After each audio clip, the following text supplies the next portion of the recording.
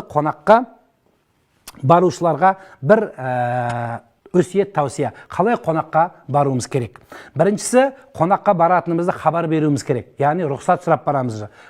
Аты жоқ, жөні жоқ, бір үйдің үйіне баса көктеп кіру дұрыс емес. Неге? Өйткені қазақ айтады, қонақ келсе ет піседі, ет піспесе бет піседі дейді қазақта. Ал енді сол қонақ дайындық жасап, одан кейін сізді күтіп алу керек, сіздің қызметіңізде болу керек. Мүмкін ауырып отырған шығар, мүмкін баласымен бір жағдай болып жатқан шығар. Әйтеуір не керек? Сондайдың үстіне, дау жанжалдың үстіне түсіп қалып, сөзіміз кейін басқа жақта тарап жататын жағдайлар бар. Демек, қонаққа баратын адам бірінші ақылдасып баруы керек болады. Бұл өте маңызды нәрсе. Екіншісі, есігін ашқанша тұрып алатындар бар.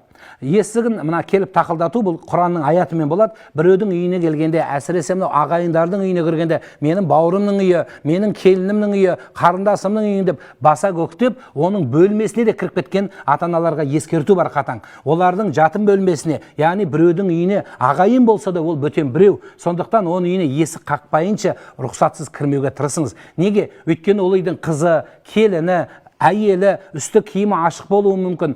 Біздің тіпті дініміз өз үйлеріңізде дауыстап кіруді бұйырады екен. Мына ер азаматтар үлкен кісілер үйге кіргенде ассалаумағалейкум деп сәлем беріп кіруді әдетке айландырыңыздар. Неге? Өйткені келін, жаңа айтқан бала, үйде әртүрлі жағдай бар. Тіпті үйде